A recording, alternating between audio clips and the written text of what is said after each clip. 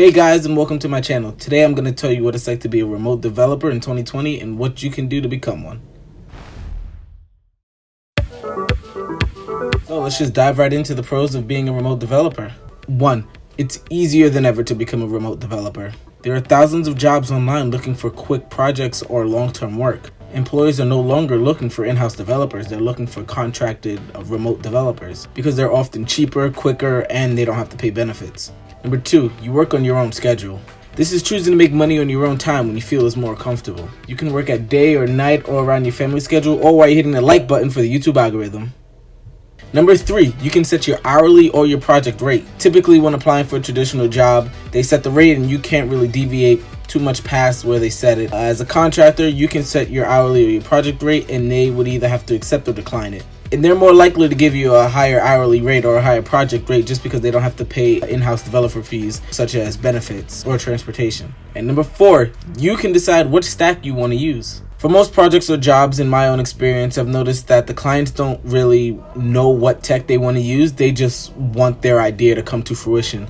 And that usually frees me up to, use whatever stack that I feel would fit best in this situation, whether I decide to use Python, Java, or C. Whichever stack I feel best fits their idea, that's the one I'm going to use, and that gives me the freedom to kind of work at my own pace and work at my own speed while giving the client what they want. So there's no real learning curve unless you're coming from a project that has already been created and you're looking for somebody to do maintenance. In that case, you are going to have to learn their stack because they're not going to pay extra for you to change it to a stack that you'd like because it would just be too much overhead. Okay, so let's get into the cons. 1, and I think the most important, is you can lose your stream of revenue very quickly. When working with clients, some of them may want to abandon the project midway through, some of them fall ill, and worst of all, some of them try to scam you for the project and not pay you at all. My advice would be to work on at least 2 projects at a time, so that way if one of the situations happen and you lose one of your projects, you still have another stream of income coming in, and that doesn't put you in a bad position. Number 2, you have to source your own clients and you have to convince them to pay you. Typically when you're working a job, you don't really have to consider how am I going to get my next paycheck. You just know that it's coming. As a remote developer, there is no I know my check is coming unless you're working with a long-term client. Usually working with these clients, you have to set the project, the rate, and hopefully they'll pay you at the end. I usually take half up front so that way I know that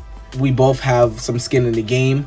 So they're less likely to kind of either A, scam me, or B, try to abandon the project halfway through. Now, some clients will end up trying to lowball you or try to tell you that their project is not worth what you're charging for it, and that's okay.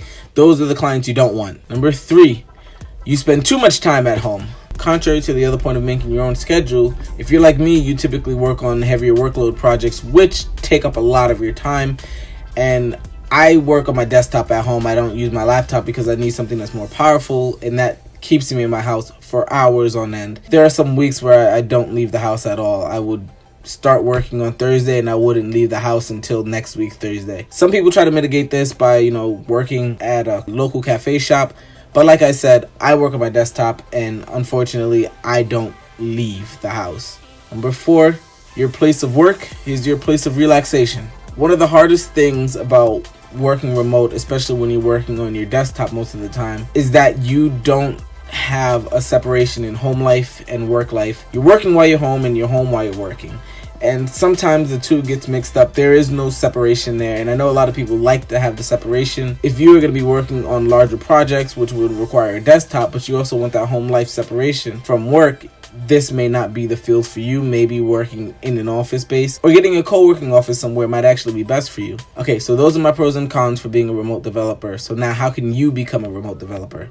Well, 1, you have to know where to find your clients.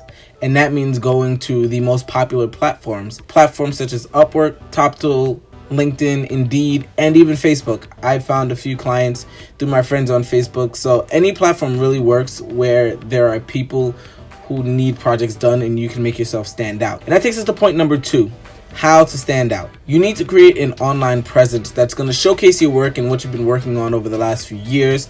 That means you need to get a GitHub, a YouTube, or a personal website. Those are the 3 most popular choices that I've personally seen. Having one of the 3 would make it very easy for you to showcase your work and have other people find you and message you without you directly having to go to them. And lastly, number 3, always learn and stay updated on your preferred stack. I cannot tell you time and time again how many new things are constantly coming out in the tech world. And as a remote developer, you have to stay on top of that. There is nobody here to tell you this is the new stack that we're going to be using or this is what you need to learn. You have to learn it on your own. And if you don't, a few years down the line, you'll see that you are not caught up and the clients are going to end up going with somebody else who understands the workload, the databases, or the version that they want to use.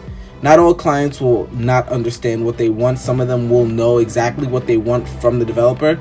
And those are the clients that are going to want someone who's been up to date and relevant with the new programming languages and the new database structures. That is how you stay ahead of the competition and you win new clients. Well, I hope you enjoyed this video. Please hit the like button and don't forget to subscribe, and I'll see you in the next one.